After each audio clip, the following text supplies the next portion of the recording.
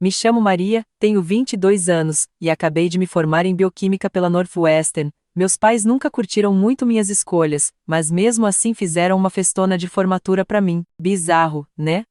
Tipo, semana passada me chamaram de sanguessuga inútil. Enquanto eu via as bolhas subindo naquele champanhe caro, flagrei meu pai colocando um pó branco no meu copo, achando que ninguém estava vendo. Mano, meu coração parou na hora, meu próprio pai tentando me envenenar. Deixa um comentário aí embaixo para dizer de onde você é, e não esqueça de se inscrever no canal para mais histórias. Para entender por que meus pais fariam uma parada dessas, preciso te contar um pouco da minha família. Os Pires não eram essa família margarina que você vê por aí. Meu pai, Heitor Pires, transformou a Pires Pharmaceuticals, que era um laboratóriozinho de pesquisa, numa potência que valia bilhões. A fama dele de usar táticas de negócios pesadas era tipo lenda no ramo. Do nada, os concorrentes perdiam grana ou tinham problemas com a lei. Mas, pra galera de fora, ele era o filantropo, o cara da família. Minha mãe, Gorete, já nasceu com a grana toda. A família dela estava no ramo de remédios há gerações, até que ela se casou com meu pai e juntou as empresas. Ela era super encantada com a aparência e com o nome dos Pires. Nossa casa vivia saindo em revista de arquitetura, e ela dava uns festões beneficentes que bombaram em Chicago. Mas, dentro de casa, ela era fria, calculista e vivia me criticando por tudo. Aí tinha minha irmã perfeita, Fátima, 3 anos mais velha, 10 em tudo, capitando o time de debate e depois, formada com honras em Harvard. Ela entrou na empresa da família sem pensar 2 vezes e logo virou a herdeira oficial.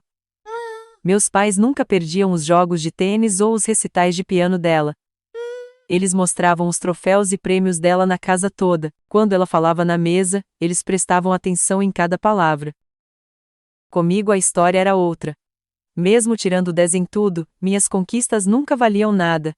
É o mínimo que se espera de um Pires, meu pai falava sem tirar os olhos do jornal. Quando ganhei a Feira de Ciências do Estado, no primeiro ano do ensino médio, minha mãe só comentou que meu cabelo estava feio nas fotos. Eles só iam nos meus eventos para não ficarem mal na fita. Desde pequena, já estava tudo planejado para mim. Eu ia estudar farmácia, entrar na empresa da família e, um dia, cuidar da área de pesquisa, enquanto a Fátima ia cuidar dos negócios. Ninguém ligava para o que eu queria. Quando comecei a me interessar por ciências ambientais no ensino médio, principalmente como o lixo das indústrias farmacêuticas afetava a natureza, meu pai mandou eu parar de frescura de hippie. No segundo ano do ensino médio, me inscrevi na Northwestern só por causa do curso de ciências ambientais. A briga que rolou depois foi daquelas. Meu pai ameaçou me tirar da herança, minha mãe chorou falando sobre dever de família e tradição. Eu bati o pé, falei que dava para fazer a diferença no mundo sem seguir o caminho que eles queriam. Depois de semanas sem me dirigir a palavra, eles cederam, mas com umas condições: pagariam a faculdade, mas eu tinha que fazer bioquímica como matéria secundária e estagiar na empresa deles no verão. A faculdade me deu um pouco de liberdade, mas a tensão só aumentava a cada ano.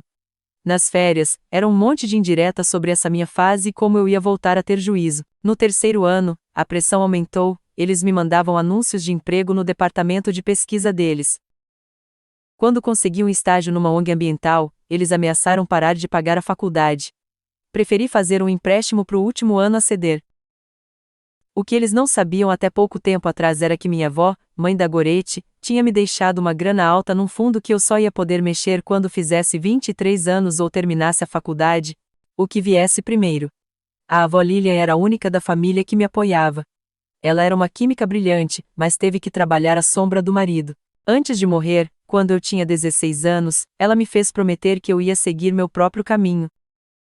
Meus pais descobriram da herança 3 meses antes da minha formatura, quando o advogado deles deixou escapar a informação numa reunião de família. A Fátima me contou depois que meu pai ficou branco de raiva. O fundo era a prova de bala, com uns caras independentes cuidando de tudo, e me daria total independência financeira. Mais ou menos 12 milhões de dólares que iriam pros meus pais se eu não tivesse me formado ou se eu morresse antes de receber a grana. Nos meses antes da formatura, tudo ficou estranhamente calmo. Meus pais pararam de mandar aquelas mensagens e ligar toda hora para me pressionar sobre empregos na empresa deles. De repente, começaram a se interessar pelos meus planos para a formatura. Minha mãe ligou para dizer que queriam fazer uma festa de verdade para mim, como uma Pires merecia. Essa mudança repentina de comportamento deveria ter me ligado o alerta. A manhã da formatura amanheceu linda, um dia perfeito de maio em Chicago. Fiquei parada na frente do espelho do meu apartamento, arrumando a beca, com um misto de orgulho e ansiedade me corroendo por dentro. Depois de 4 anos ralando, mantendo uma média de 3,9 enquanto traçava um caminho bem diferente do que minha família queria, eu tinha conseguido. Meu celular vibrou com uma mensagem da minha mãe: "O carro vai te buscar às 9h30. Não se atrase." Encontrei meus pais do lado de fora do auditório.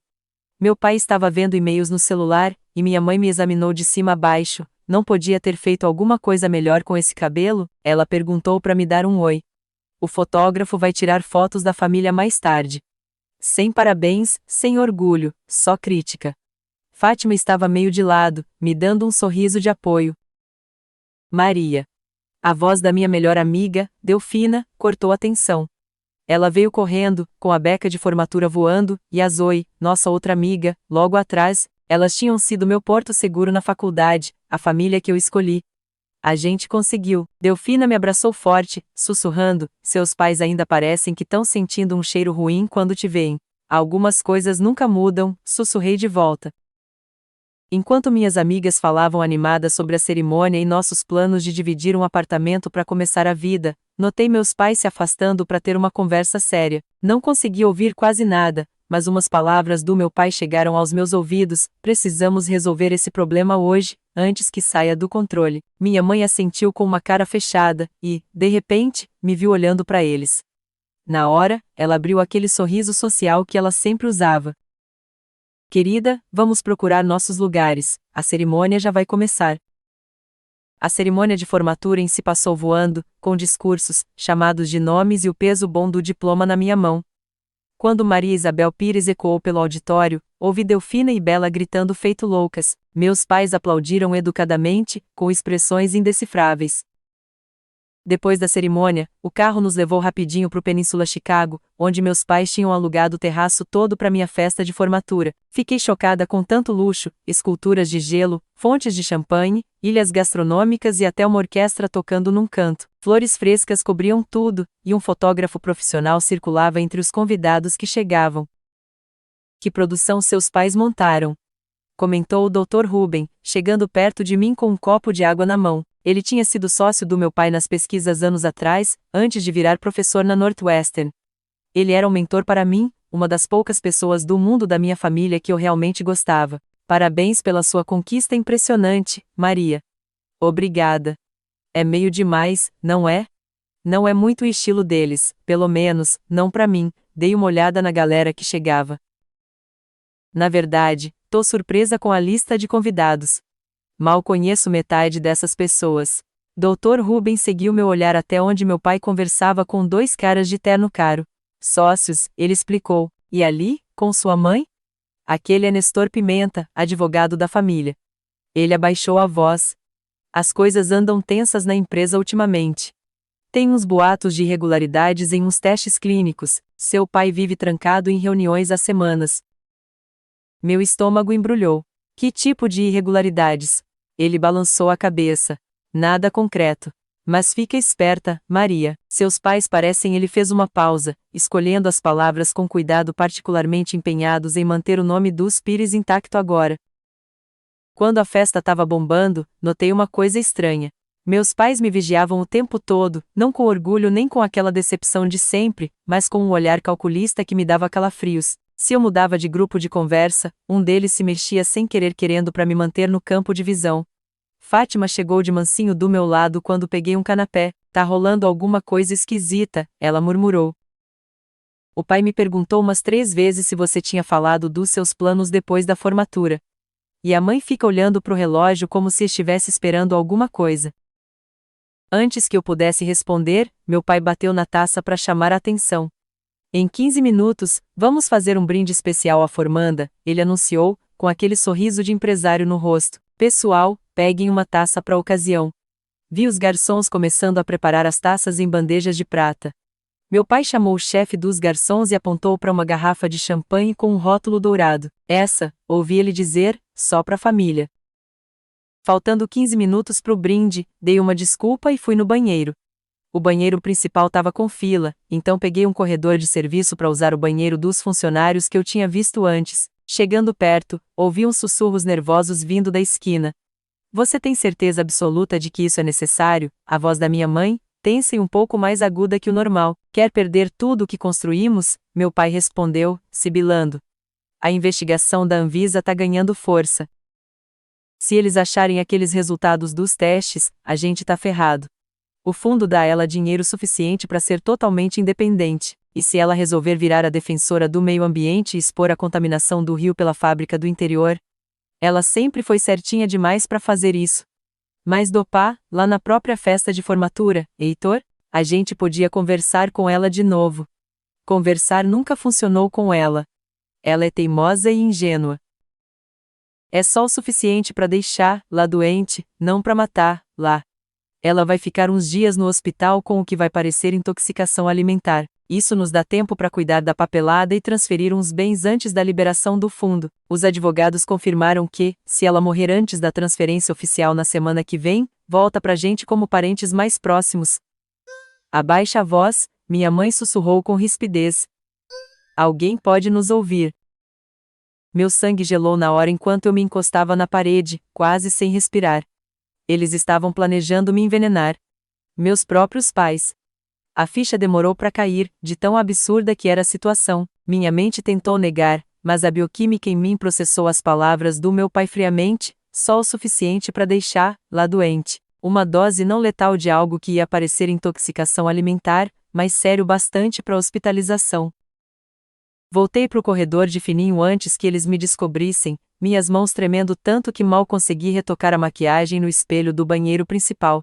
Precisava parecer normal para conseguir pensar direito. Anos aguentando a manipulação emocional dos meus pais me ensinaram a compartimentalizar, mas isso era mais do que eu podia imaginar. De volta à festa, observei tudo com outros olhos enquanto os garçons arrumavam as taças de champanhe numa bandeja especial. Meu pai chegou perto, examinando os copos com atenção antes de escolher um e colocá-lo separado dos outros. A garrafa especial com o rótulo dourado foi aberta, e o barman começou a encher os copos. Meu pai ficou por perto, garantindo que sabia exatamente qual era qual. Fui até a Delfina e a Bela, me esforçando para manter a voz firme. Preciso que vocês façam uma coisa para mim, sem perguntas, sussurrei. Delfina assentiu na hora, sempre leal, sem hesitar. Filma o brinde no seu celular, tenta pegar meu pai no vídeo o máximo possível, principalmente quando ele estiver distribuindo o champanhe. Tá tudo bem? Bela perguntou, preocupada. Só precaução, respondi, forçando um sorriso. Drama familiar de sempre. Os minutos se arrastavam de um jeito absurdo. Meu conhecimento de bioquímica entrou em ação enquanto eu tentava adivinhar o que meu pai poderia usar. Tinha que ser algo difícil de detectar, algo que pudesse acontecer naturalmente ou parecer intoxicação alimentar. Talvez um composto dos próprios laboratórios de pesquisa deles, algo que ainda não aparecesse nos exames toxicológicos padrão. Eu ia precisar reconhecer os sintomas rápido se o plano dele desse certo. Náuseas e vômitos seriam os primeiros sinais, provavelmente, seguidos de dor abdominal, tontura ou problemas respiratórios, dependendo da toxina. Se eu identificasse a substância rápido bastante, podia dizer para os médicos o que procurar. Enquanto meu pai chamava todo mundo pro brinde, percebi que precisava de provas. Se eu simplesmente recusasse o champanhe, eles iam tentar de outro jeito. Precisava de uma prova da tentativa deles, algo concreto que não desse para disfarçar. O momento do brinde chegou com uma aura surreal. Os garçons distribuíram champanhe para o resto dos convidados, enquanto meu pai cuidava pessoalmente dos copos da garrafa especial. A família merece o melhor champanhe nessa ocasião especial, ele anunciou sorrindo para os convidados perto dele. Ele entregou os copos para minha mãe, depois para Fátima e, então, estendeu um para mim, me olhando nos olhos com um sorriso que não chegava neles. Vi em câmera lenta ele me oferecendo o copo e, com certeza absoluta, notei um aspecto meio turvo no fundo, onde um pó não tinha se dissolvido completamente. O anel grande do meu pai brilhou enquanto ele segurava a taça, praticamente enfiando o copo na minha mão. A Maria, ele disse alto, erguendo o próprio copo. Que seu futuro seja tudo o que você merece. O duplo sentido ficou claro para mim quando aceitei o champanhe envenenado, tomando cuidado para não deixar encostar nos meus lábios enquanto os convidados tomavam o primeiro gole.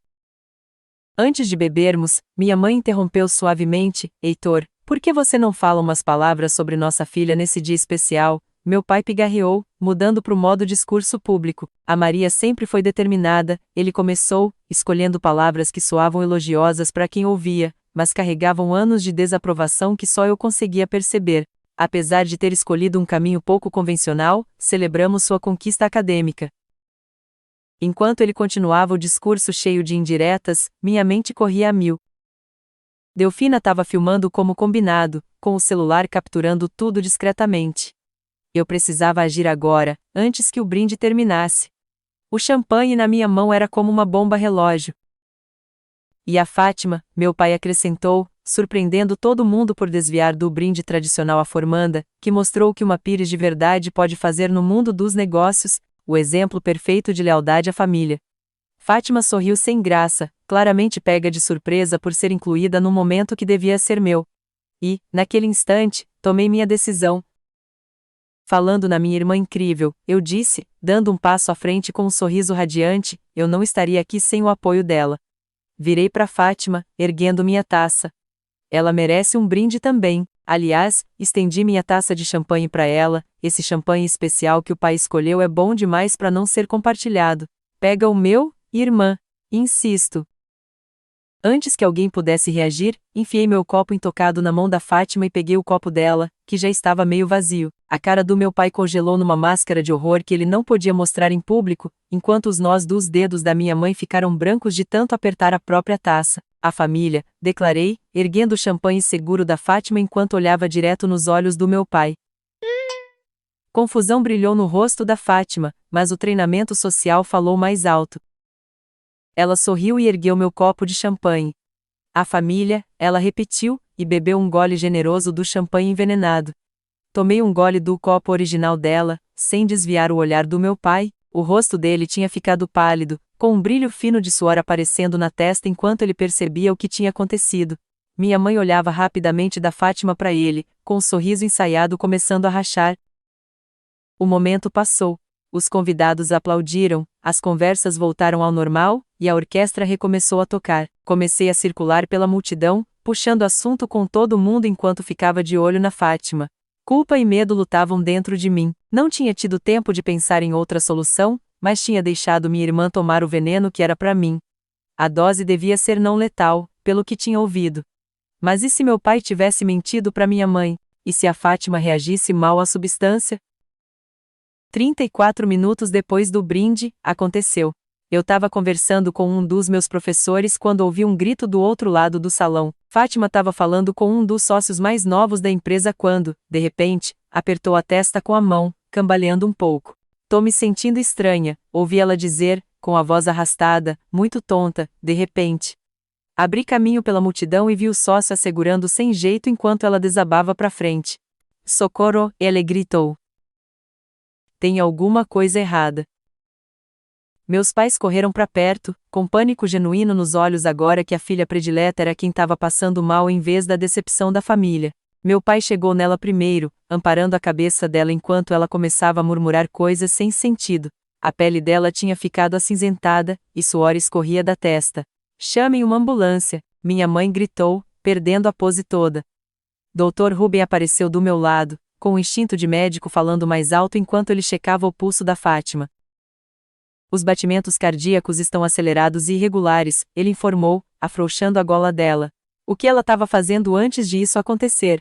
Ela só tomou champanhe no brinde, o sócio respondeu. Parecia bem, de repente. Os olhos do meu pai se encontraram com os meus, com realização e fúria misturadas ao medo. Encarei de volta, sem piscar. A ambulância está a caminho, alguém anunciou, chega em 5 minutos. Me ajoelhei perto da Fátima, segurando a mão dela.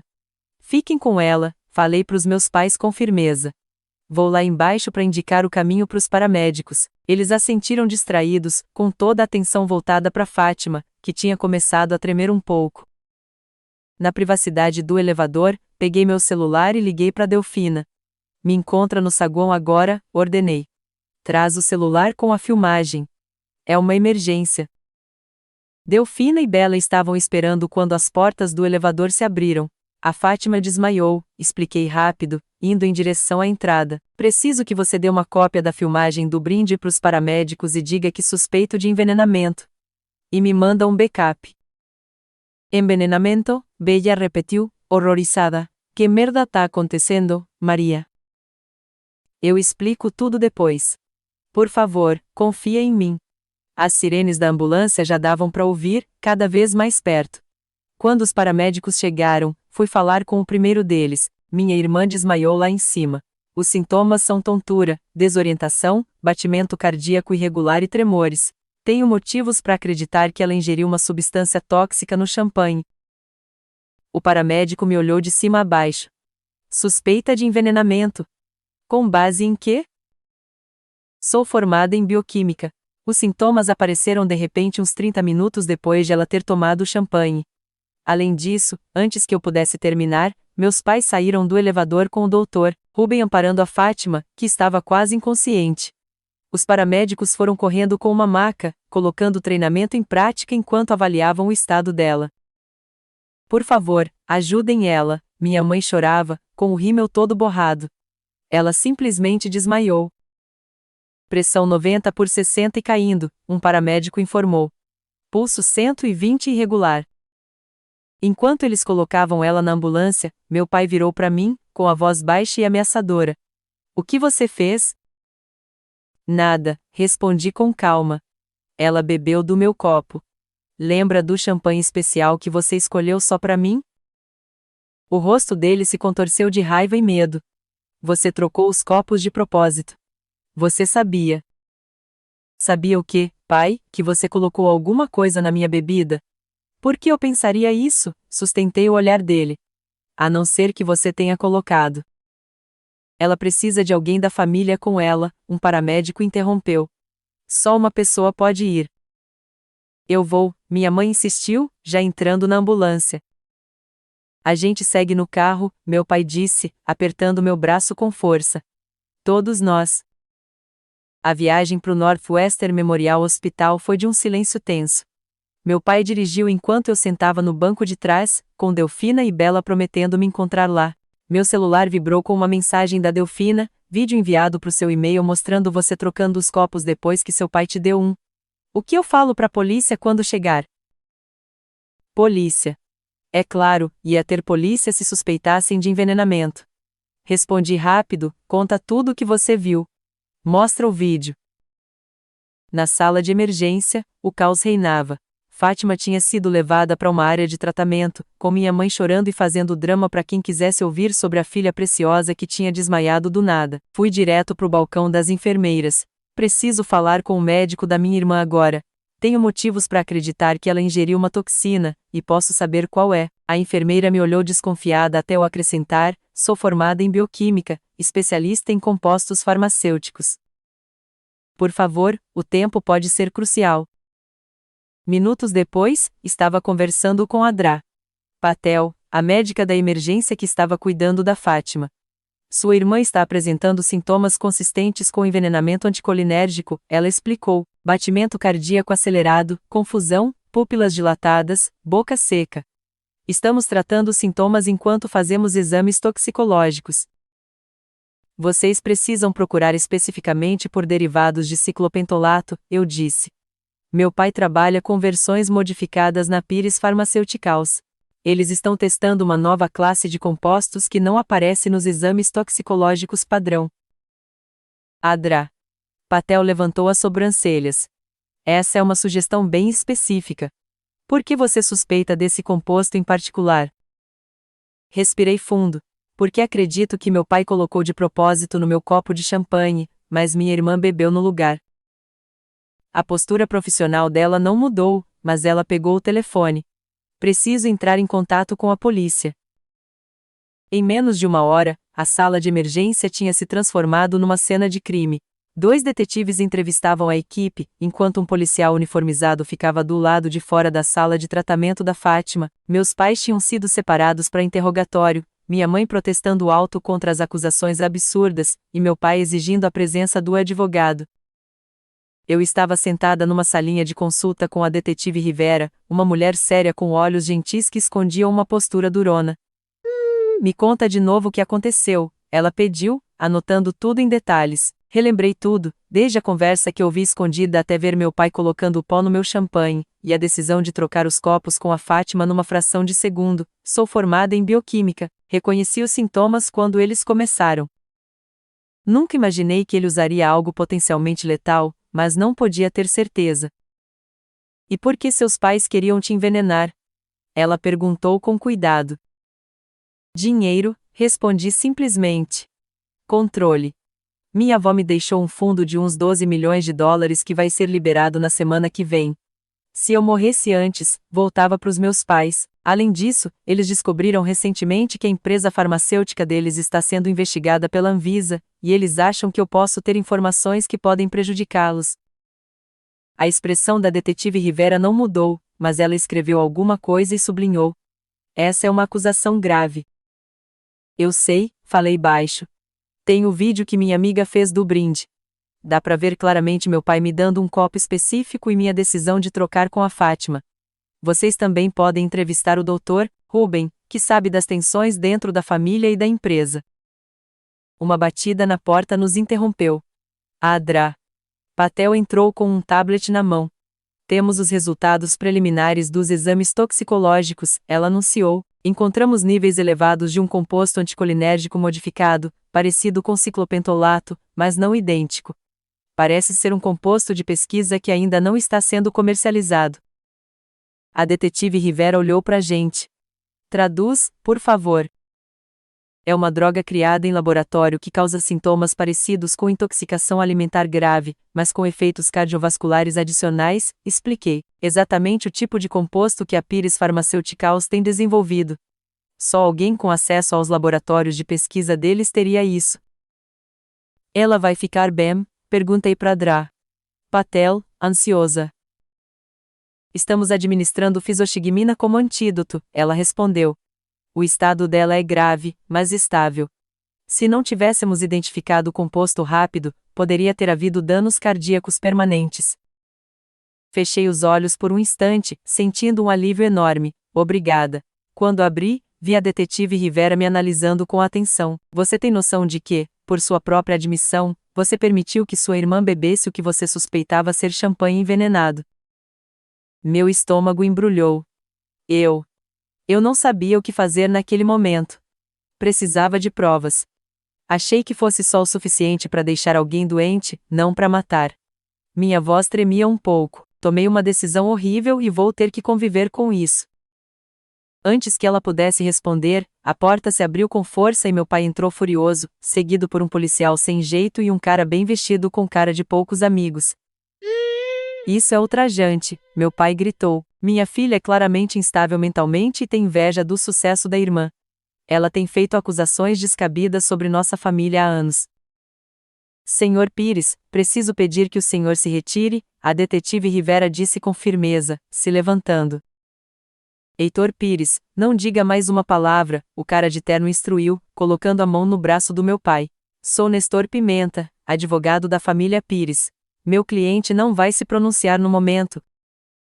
Seu cliente ainda não está preso vezes ainda, a detetive Rivera enfatizou a última palavra, mas sugiro que ele coopere totalmente. Temos provas em vídeo do brinde e resultados preliminares dos exames toxicológicos confirmando a presença de um composto farmacêutico de grau de pesquisa no organismo da Fátima Pires.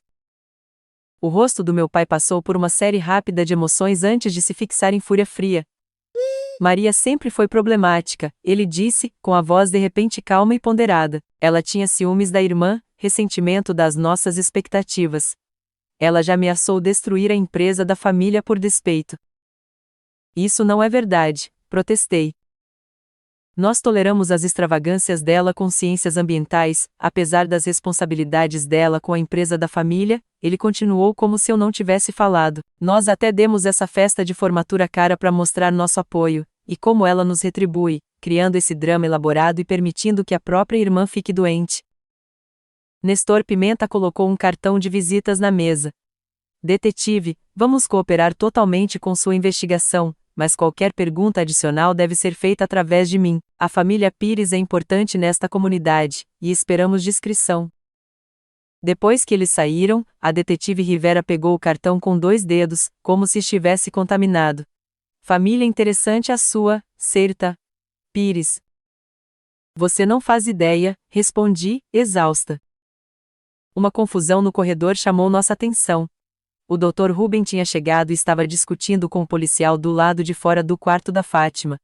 Sou o médico da família, ele insistia, preciso acompanhar o tratamento dela. A detetive Rivera e eu saímos quando o Dr. Ruben me viu. Maria, graças a Deus. O que aconteceu? Estão dizendo que o Heitor tentou te envenenar. Antes que eu pudesse responder, Adra Patel saiu do quarto da Fátima. Ela está pedindo por você, Maria. Ainda está grogue, mas lúcida. Entrando no quarto de hospital com pouca luz, senti uma onda de culpa ao ver a Fátima ligada a monitores e com um soro no braço. A aparência normalmente impecável dela estava desarrumada, e a pele ainda tinha uma palidez doentia. Os olhos dela se abriram quando me aproximei. E aí, falei baixinho, pegando na mão dela. Como você está se sentindo? Como se tivesse sido atropelada por um caminhão, ela respondeu, com a voz rouca. Me contaram. É verdade? O pai tentou te envenenar mesmo? Assenti devagar, com lágrimas enchendo meus olhos. Sinto muito que você tenha bebido no meu lugar. Eu só reagi. Não pensei. Por quê? Ela sussurrou, com confusão e dor nublando os olhos. Por que ele faria isso? O fundo da avó Lilian. A investigação da Anvisa. Eles estavam com medo de que eu expusesse a contaminação na fábrica do interior. A ficha caiu para Fátima. Os relatórios confidenciais.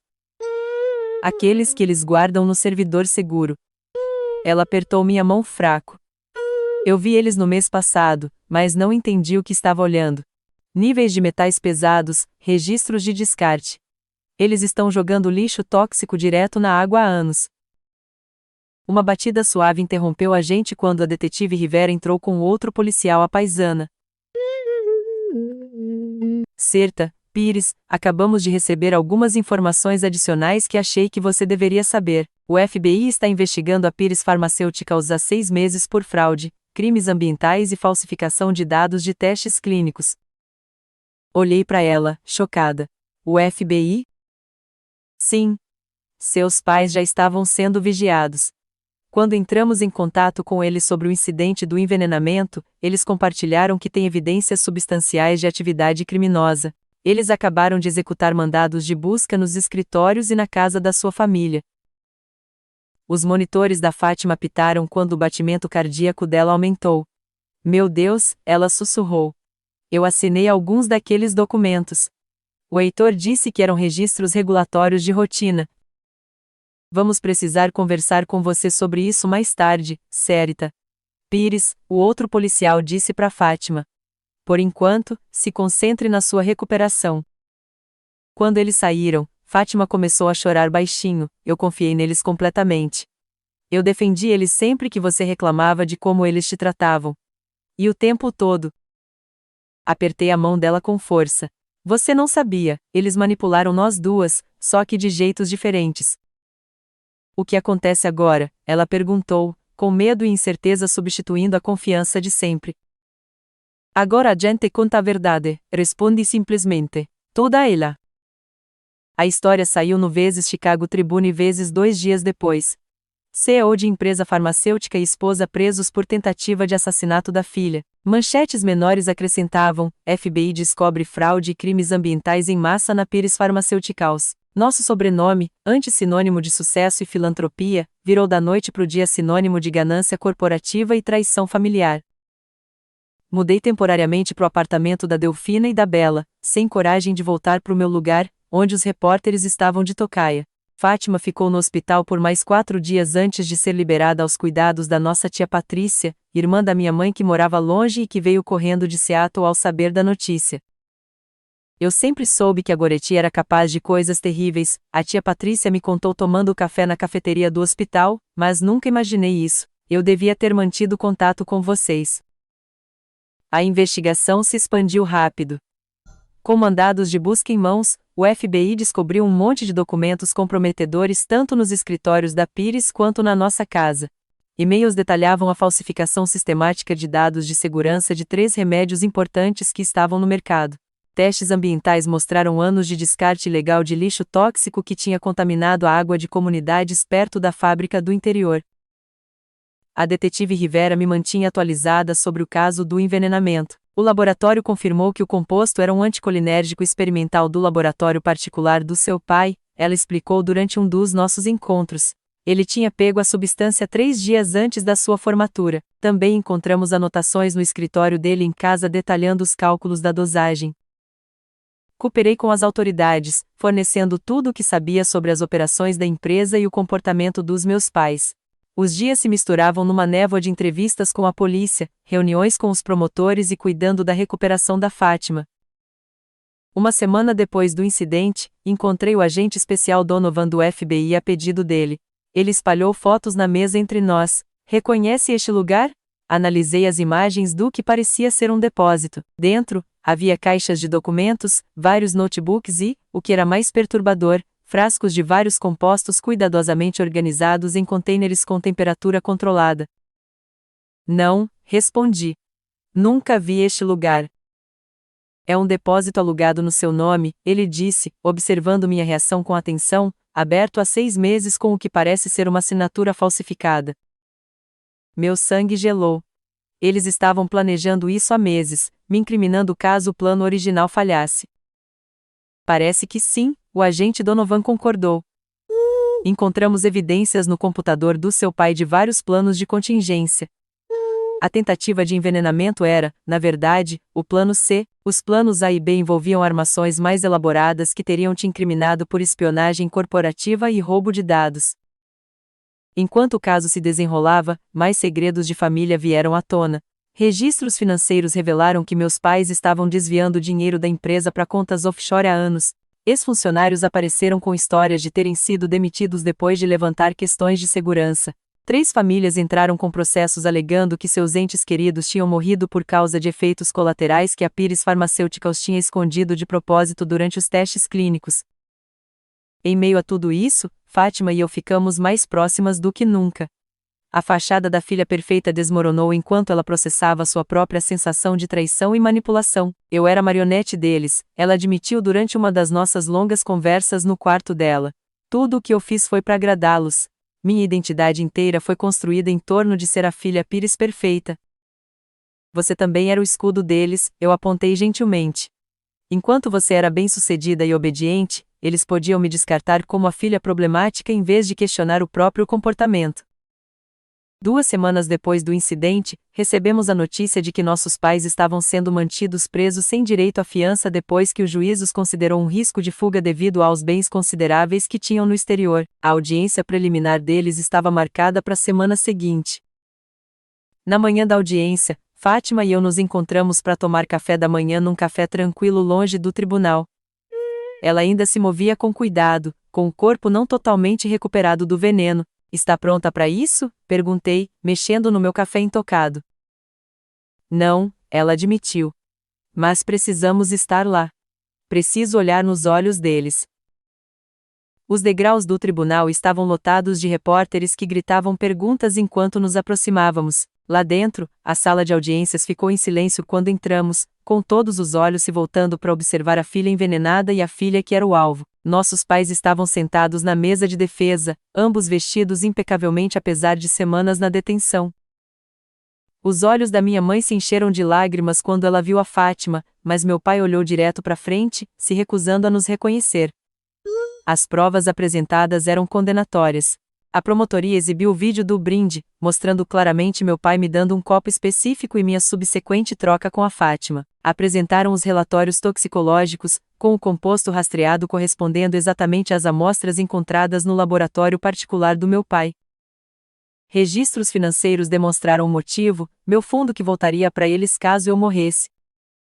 O que mais chocou os espectadores foi uma ligação gravada que meu pai tinha feito da prisão para um sócio, pedindo para ele limpar a barra com aquelas amostras do rio e mencionando que a Maria sempre foi a filha problemática, nunca entendeu a lealdade à família. Quando o juiz decidiu que havia provas mais do que suficientes para prosseguir com o julgamento em todas as acusações, incluindo tentativa de homicídio, minha mãe desabou em soluços teatrais. Meu pai permaneceu impassível, só o maxilar travado denunciando sua fúria. Do lado de fora do tribunal, os repórteres atacaram de novo. Fátima me surpreendeu ao pegar na minha mão e se dirigir a eles diretamente. Minha irmã e eu estamos cooperando totalmente com as autoridades. Pedimos privacidade durante este momento difícil enquanto lidamos com a traição dos nossos pais. Obrigada. Enquanto passávamos pela multidão em direção ao nosso carro, um repórter gritou: "Você sabia que sua irmã ia trocar os copos? Você fazia parte do plano?" Fátima parou na hora, se virando com uma indignação inesperada. Minha irmã salvou minha vida. Nossos pais tentaram envenená-la e, quando ela percebeu, teve segundos para decidir o que fazer. Ela carregou uma culpa desnecessária pelo meu sofrimento, mas os únicos responsáveis são Heitor e Gorete Pires. Eles estavam dispostos a matar a própria filha por dinheiro e para cobertar seus crimes. Essa é a história que vocês deveriam estar contando. Nos dias seguintes, mais parentes que mal conhecíamos entraram em contato, primos, tias distantes, o irmão do meu pai que tinha sido afastado da família décadas atrás por denunciar um escândalo farmacêutico anterior. Parecia que nossa árvore genealógica estava cheia de histórias parecidas de controle, manipulação e retribuição contra qualquer um que desafiasse o jeito Pires de ser.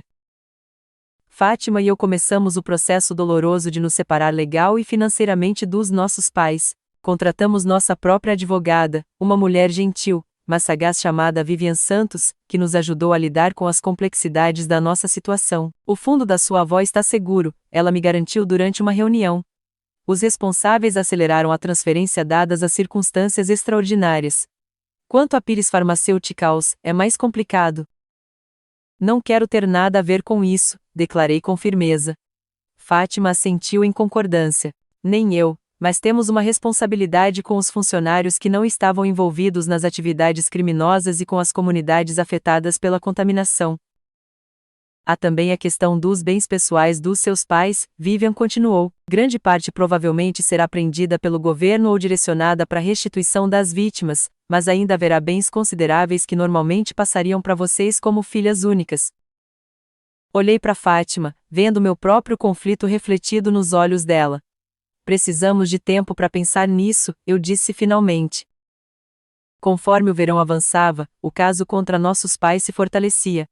3 ex-executivos da Pires Pharmaceuticals concordaram em testemunhar em troca de sentenças reduzidas. Testes ambientais confirmaram a contaminação generalizada atribuída diretamente a produtos químicos de pesquisa descartados de forma inadequada. Os custos estimados de limpeza ultrapassaram US$100 milhões.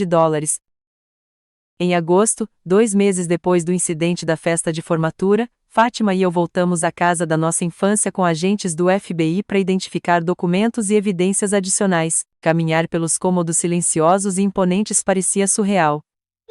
Tudo parecia exatamente como sempre foi, perfeito, frio e estéril. No escritório do meu pai, os agentes estavam catalogando cuidadosamente o conteúdo do cofre dele. Serita Pires, um deles chamou, segurando um pequeno diário de couro. Reconhece isso? Peguei com cuidado. O diário era antigo, com as páginas amareladas. Dentro, encontrei a caligrafia da minha avó Lilian. Era um registro das próprias descobertas e preocupações dela sobre a Pires Pharmaceuticals de décadas atrás. A última anotação, datada pouco antes da morte dela, dizia: "Providenciei a independência financeira da Maria. Só ela tem a consciência e a força para quebrar o ciclo de veneno dessa família." Lágrimas encheram meus olhos enquanto mostrava para Fátima. Ela sabia, sussurrei. Ela estava tentando me proteger o tempo todo. "E você me protegeu?" Fátima respondeu, apertando minha mão. "É isso que família de verdade faz." 6 meses depois daquela festa de formatura fatídica, eu estava na varanda da casa de campo da minha avó, vendo o sol de novembro brilhar na água. A propriedade fazia parte da minha herança, um refúgio tranquilo a 2 horas de Chicago que eu visitava com frequência quando criança. Agora, era minha casa, pelo menos temporariamente, enquanto eu decidia meus próximos passos. O fundo tinha sido oficialmente transferido para mim 3 semanas depois do incidente, com os responsáveis concordando por unanimidade em acelerar o processo dadas as circunstâncias extraordinárias. A primeira coisa que eu tinha feito foi criar um fundo separado para o tratamento médico e terapia contínuos da Fátima. Embora ela tivesse se recuperado fisicamente, as feridas psicológicas eram profundas. "Entrega de chocolate quente", chamou uma voz atrás de mim. Fátima saiu da casa carregando 2 canecas fumegantes enroladas num dos meus moletons grandes. Ela tinha se mudado para minha casa há um mês depois de vender seu apartamento no centro, cheio demais de lembranças de família, negócios, jantares e aprovação dos pais. Na hora certa, sorri, aceitando a caneca com gratidão. Eu estava pensando em como tudo mudou. Tudo, ela concordou, se acomodando na cadeira Adirondack ao lado da minha. Lembra quando a gente vinha aqui com a avó Lillian? Ela deixava a gente acordar até tarde vendo as estrelas enquanto contava histórias sobre mulheres cientistas que mudaram o mundo. Lembro da mãe odiando essas viagens, ri baixinho. Ela tinha certeza de que a avó estava enchendo nossas cabeças com independência perigosa. Ela estava certa sobre isso, pelo menos. O sorriso da Fátima ficou pensativo. Os promotores ligaram hoje de manhã. Estão oferecendo um acordo judicial. Apertei a caneca quente com as mãos. Que tipo de acordo? 20 anos para o pai pela tentativa de homicídio mais os crimes ambientais, 15 para a mãe se ela testemunhar sobre a fraude corporativa. Ela fez uma pausa. Eles querem saber se a gente se opõe. Olhei para o lago, vendo uma águia circular preguiçosamente acima da água. Você se opõe? Não sei, ela admitiu. Uma parte de mim quer que eles enfrentem um julgamento completo para que tudo seja exposto, mas outra parte só quer que isso termine. Eu entendo, completei por ela. Ficamos em silêncio confortável, uma dinâmica nova para irmãs que tinham passado a maior parte da vida como estranhas ocupando o mesmo espaço familiar. Os últimos meses tinham forjado um laço genuíno entre nós, construído sobre um trauma compartilhado, mas se expandindo para uma amizade e confiança verdadeiras. Meu celular vibrou com uma mensagem do Dr. Ruben. Entrevista de emprego na área ambiental foi ótima. Ficaram impressionados com sua proposta de pesquisa sobre remediação de resíduos farmacêuticos. Me liga para saber os detalhes. Sorri, mostrando a mensagem para Fátima. Depois que a poeira baixou, comecei a entrar em contato com empresas de ciências ambientais especializadas em limpeza de contaminação industrial. Minha formação em bioquímica combinada com meu foco ambiental me tornava excepcionalmente qualificada para trabalhar especificamente com poluição farmacêutica. Parecia certo usar o conhecimento Pires para curar alguns dos danos que minha família tinha causado. Fátima tinha sua própria jornada de cura. Ela tinha renunciado à Pires Pharmaceuticals imediatamente depois de ser liberada do hospital e passou meses ajudando as autoridades a entender as operações da empresa e a identificar quais executivos tinham sido cúmplices dos crimes. Agora, ela estava pensando em fazer faculdade de Direito, inspirada pelos promotores e defensores das vítimas que tinha conhecido através do nosso caso. A casa vai ser apreendida na semana que vem, ela mencionou, se referindo à casa da nossa infância. Eles queriam saber se tem alguma coisa pessoal que a gente quer pegar antes. Balancei a cabeça. Não preciso de nada de lá. E você? Eu já peguei os álbuns de fotos. Os de verdade, não os retratos de família encenados que a mãe guardava na sala de estar. As fotos espontâneas que a Nora tirava. Nora tinha sido nossa governanta por 15 anos, a pessoa mais próxima de uma figura materna amorosa que tínhamos convivido diariamente. Você tem notícias da Nora? Perguntei. Ela está na Flórida com a filha. Ela me mandou uma caixa de presente na semana passada com biscoitos caseiros e um bilhete dizendo que sempre soube que a gente ia se libertar um dia. Os processos criminais continuaram sua lenta progressão pelo sistema judiciário. Nossos pais mantiveram sua inocência publicamente enquanto seus advogados negociavam freneticamente nos bastidores. As provas eram esmagadoras, com novos detalhes surgindo regularmente à medida que ex-funcionários se apresentavam. Mais dolorosamente, descobrimos através de e-mails corporativos que nossos pais sabiam da contaminação ambiental há mais de uma década. Comunidades a jusante da fábrica tinham experimentado taxas elevadas de câncer e defeitos congênitos, informações que meus pais haviam sistematicamente suprimido através de acordos confidenciais e estudos manipulados. Canalizei minha raiva em ação, estabelecendo uma fundação com parte da minha herança dedicada a fornecer cuidados de saúde e testes ambientais para comunidades afetadas. Não podia desfazer os danos, mas era um começo para reparar o legado de Pires.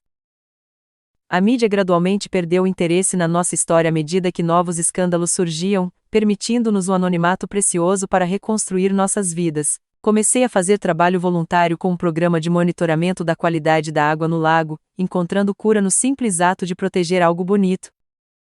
Numa manhã fria de janeiro, exatamente 7 meses depois da festa de formatura, Fátima e eu estávamos sentadas no tribunal enquanto nossos pais aceitavam seus acordos judiciais. Eles pareciam menores de alguma forma, suas roupas de grife substituídas por trajes de negócios neutros, seu comportamento imperioso diminuído por meses na detenção. Minha mãe chorava baixinho enquanto o juiz detalha seus crimes, enquanto meu pai permanecia estoico, com os olhos fixos em alguma distância.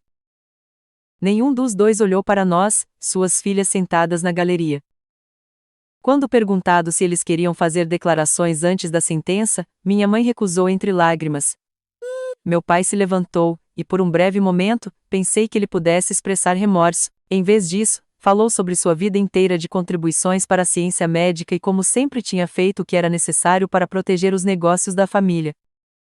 Ele se descreveu como uma vítima da mudança dos padrões regulatórios e expressou esperança de que a história o julgasse de forma mais justa do que este tribunal. Nenhuma vez ele reconheceu as comunidades que sua empresa havia envenenado, os pacientes prejudicados por dados falsificados de segurança de medicamentos ou sua tentativa de assassinar a própria filha. Em sua mente, ele permanecia justificado, um homem que tinha meramente feito o que era necessário. Enquanto o oficial de justiça os levava para começar suas sentenças, senti uma onda complexa de emoções, tristeza pelo que nossa família poderia ter sido, raiva pela recusa contínua deles em assumir a responsabilidade, mas predominantemente uma sensação avassaladora de alívio. Finalmente tinha acabado. Do lado de fora do tribunal, longe do pequeno grupo de repórteres, o Dr. Rubens esperava com Delfina e Bela, minha família escolhida, que tinha me apoiado inabalavelmente durante toda a aprovação. Como você está se sentindo? Delfina perguntou, me abraçando forte. Livre, respondi simplesmente. Como se finalmente pudesse respirar. Nos meses que se seguiram, Fátima e eu continuamos nossas jornadas de cura separadas, mas interligadas. Vendemos a maior parte dos bens pessoais dos nossos pais, direcionando os recursos para um fundo de compensação das vítimas. Aceitei o cargo na empresa de remediação ambiental, focando especificamente na limpeza do local da fábrica Pires West. Fátima começou seu primeiro semestre na Faculdade de Direito, determinada a se especializar em Direito Ambiental e Responsabilidade Corporativa. Mantivemos a casa de campo como nosso refúgio compartilhado, um lugar que continha lembranças felizes não contaminadas pela influência dos nossos pais. Às vezes, sentávamos no cais conversando até tarde da noite, processando nosso luto complicado pela família que tínhamos perdido e pela que nunca realmente tivemos. Você acha que algum dia vai perdoar, Luz? Fátima me perguntou numa noite enquanto observamos o pôr do sol pintar a água em tons de dourado e carmesim. Considerei a pergunta com cuidado. Não sei se perdão é a palavra certa. Aceitei o que aconteceu e quem eles são. Liberei a raiva porque carregá-la só estava me machucando. Mas perdão parece exigir arrependimento deles, e não acho que sejam capazes disso. Ela assentiu pensativa. Fico pensando sobre natureza versus criação. Eles nasceram assim ou alguma coisa os tornou assim? E de qualquer forma, o que isso significa pra gente? Significa que temos escolhas, eu disse com firmeza. O sangue deles corre nas nossas veias, mas os valores deles não precisam correr nos nossos corações. Nós decidimos que tipo de pessoas nos tornamos. Um ano depois da festa de formatura, eu estava num pódio discursando numa conferência sobre impacto ambiental farmacêutico. Enquanto discutia abordagens inovadoras para remediação, vi Fátima na plateia, orgulhosamente gravando meu discurso no celular dela. Ao lado dela estavam o Dr. Ruben, Delfina, Bela e um círculo crescente de amigos e colegas que se tornaram nosso sistema de apoio. A jornada tinha sido dolorosa além da imaginação, mas de pé ali, percebi que tinha encontrado algo que nunca tinha experimentado na casa dos Pires, um pertencimento genuíno, não baseado em obediência, conquista ou conexão genética, mas em respeito mútuo, valores compartilhados e cuidado autêntico. Meus pais me viram como um problema a ser resolvido, uma ameaça a ser eliminada. Eles tentaram envenenar não só meu corpo, mas meu espírito, minha independência, meu próprio senso de identidade. Ao escolher lutar e me recusar a me tornar vítima ou vilã na narrativa deles, descobri minha própria força e propósito. A herança que minha avó me deixou era valiosa, mas seu verdadeiro presente tinha sido acreditar na minha capacidade de quebrar o ciclo tóxico. Essa fé salvou minha vida, e agora estava moldando o meu futuro. Você já teve que fazer uma escolha difícil para se proteger de relacionamentos familiares tóxicos? O que te ajudou a encontrar forças para seguir em frente? Espero que minha história te lembre que a relação sanguínea não dá a ninguém o direito de te machucar e que às vezes as famílias mais amorosas são as que criamos para nós mesmos. Se isso te tocou, curta e se inscreva para ouvir mais histórias de sobrevivência e renovação. E lembre-se, o antídoto mais poderoso contra o veneno é a verdade. Obrigada por ouvir minha jornada.